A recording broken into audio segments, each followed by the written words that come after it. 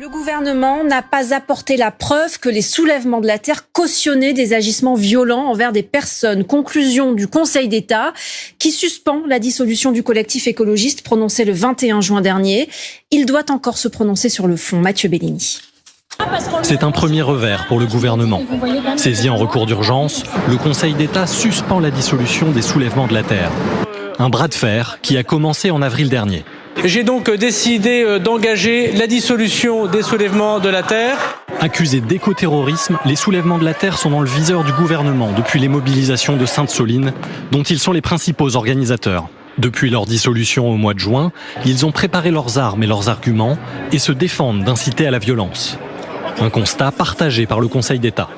Ni les pièces versées au dossier, ni les échanges lors de l'audience ne permettent de considérer que le collectif cautionne de quelconque façon des agissements violents envers des personnes. Bénéficiant d'un soutien inédit, une trentaine d'associations se sont jointes au recours et 4000 personnes auraient déposé des requêtes individuelles au Conseil d'État. Celui-ci a exprimé un doute sur la légalité de la dissolution et craint qu'elle ne porte atteinte à la liberté d'association. On ne dissout pas un mouvement. On ne dissout pas une révolte. Les soulèvements, c'est nous. Nés il y a 3 ans, les soulèvements de la terre sont un regroupement d'une centaine d'organisations comme la Confédération paysanne, Extinction Rebellion ou Attaque.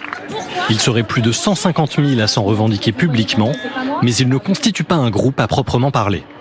Les soulèvements de la terre, on l'a dit, ne sont pas une association ni même un groupement de faits. Les soulèvements de la terre, et c'est ce que nous expliquerons au Conseil d'État, sont un mouvement de pensée. Pour l'instant, il ne s'agit que d'un recours d'urgence qui ne porte pas sur le fond. Une décision définitive est attendue pour cet automne. Et dans ce journal, la réaction de Léna Lazare. Bonjour, vous êtes porte-parole des soulèvements de la terre. Alors, on l'a dit, ça ne dit encore rien du fond, mais pour vous, c'est déjà une première victoire ? Parce que, en effet, même si on contestait le fond du décret de dissolution, on a été dissous en fait à la fin du Conseil des ministres. Donc il y a eu cette décision politique, mais on devait attendre 1 an et demi, voire 2 ans, avant d'avoir une décision du Conseil d'État qui dira définitivement si c'est légal ou pas de dissoudre les soulèvements de la terre. Donc là, de savoir qu'on va pouvoir continuer nos activités avant ce procès au fond, c'est un énorme soulagement et c'est aussi très encourageant de voir que le Conseil d'État constate la même chose que nous, c'est-à-dire que la liberté d'association, la liberté d'expression et la liberté de réunion sont gravement menacées par ce décret. Vous avez toujours dit, même dissous, on continuera d'agir à travers les différentes associations qui composent le collectif. Qu'est-ce que ça change finalement, cette décision pour vous ? Ça change quand même le fait qu'on n'a plus ce poids sur les épaules de se dire peut-être qu'on va se prendre un procès pour maintien de ligue dissoute et pour les personnes qui sont très investies dans le mouvement et qui sont revendiques, c'était quand même un risque. Enfin, le fait que ça devienne un délit d'organiser des actions au nom des soulèvements de la terre, même si en effet les soulèvements de la terre sont une coalition d'organisations, d'associations, donc on a dit que toutes ces associations elles allaient continuer à agir, qu'il y ait de dissolution ou pas, mais pouvoir utiliser toujours le nom des soulèvements de la terre et se rapporter donc à cette coalition d'actions et tout ce qu'il y a autour, c'est vraiment très important pour nous aussi. Le Conseil d'État a estimé, on l'a dit, que le gouvernement n'avait pas suffisamment amené de preuves pour définir le fait que vous cautionnez des agissements violents envers des personnes. Est-ce que vous continuez de revendiquer en revanche la possible atteinte à des biens comme acte symbolique dans votre lutte ?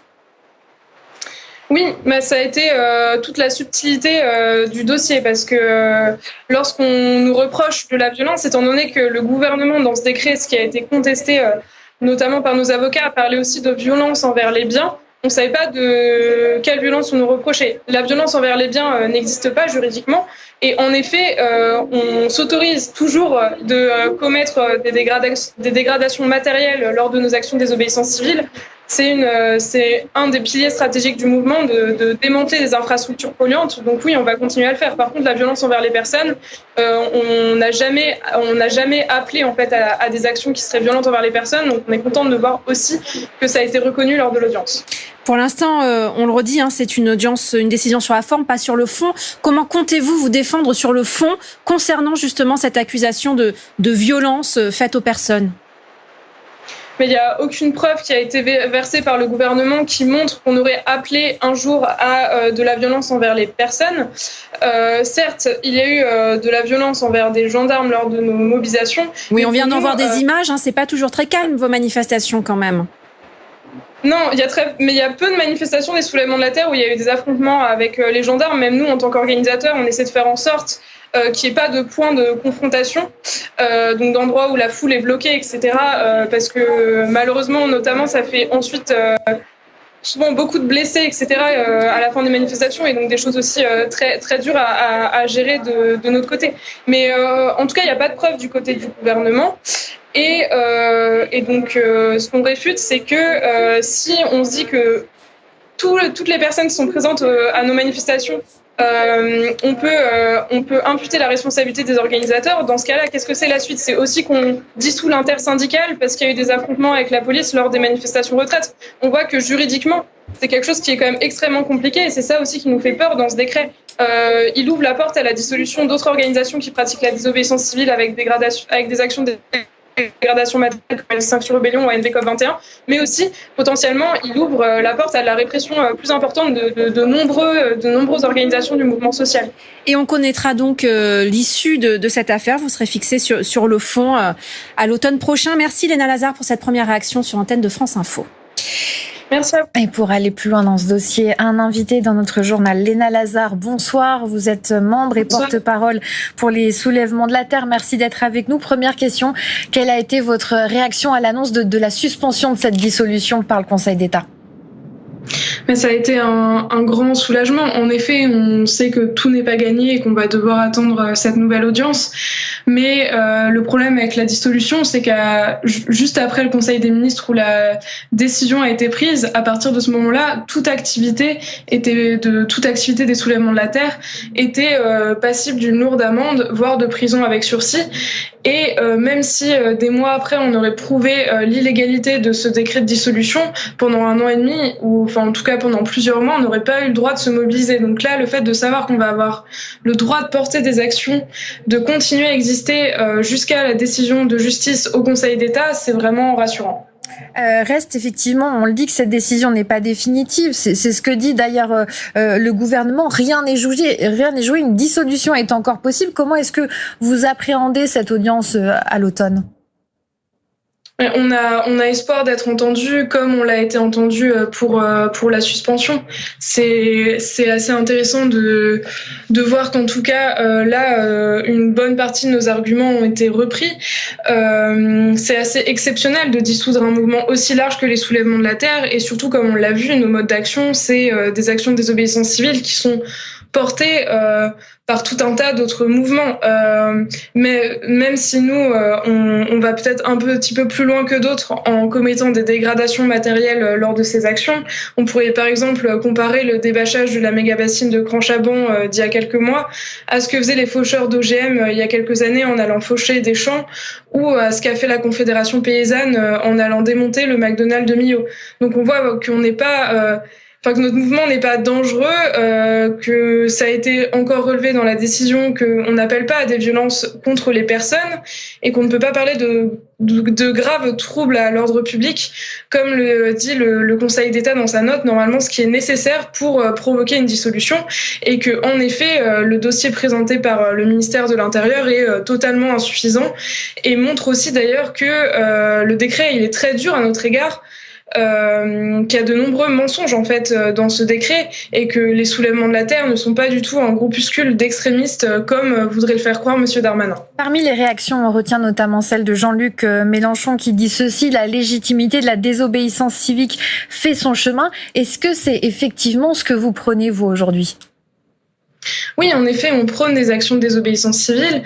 Les soulèvements de la terre agissent dans des luttes locales où tout a été essayé avant. On a fait des grandes manifestations, on a fait des pétitions, on a fait des recours en justice.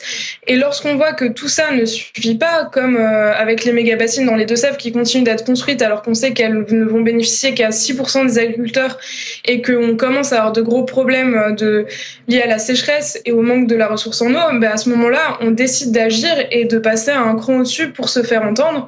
Et c'est des méthodes en tout cas qui sont prônées par une large partie du mouvement écologiste. C'est pas pour rien que dans les soulèvements de la terre, il y a Extinction Rebellion, il y a Attaque, on a été soutenu par Greenpeace. On retrouve aussi des syndicats comme la Confédération paysanne et Solidaire. Et donc, on voit que nos modes d'action, ils sont prônés par une large part des mouvements sociaux, notamment aussi parce que nos tactiques ont montré leur efficacité par le passé. On n'aurait sans doute pas le droit de vote en tant que femme si des femmes n'avaient pas fait de la désobéissance civile. Et on pourrait dire la même chose, par exemple, du mouvement des droits civiques aux États-Unis. Donc oui, nous, on pense que ces modes d'action sont légitimes et qui sont efficaces. Dernière question, Léna Lazare. Vous le dites, votre collectif va pouvoir reprendre ses activités. Est-ce que vous avez des actions prévues prochainement, par exemple ? Oui, on a dû se retirer de la manifestation la semaine prochaine contre les méga-bassines qui, en tracteur et à vélo, va relier Sainte-Soline à Paris avec des actions symboliques tout au long du trajet, notamment devant des lieux symboliques de l'accaparement de l'eau et des terres. Et du coup, on va pouvoir à nouveau se joindre officiellement à ce convoi aux côtés de la Confédération paysanne et de Bassine Non Merci. Merci beaucoup, Léna Lazare, d'avoir été avec nous. Je rappelle que vous êtes membre et porte-parole pour les soulèvements de la terre.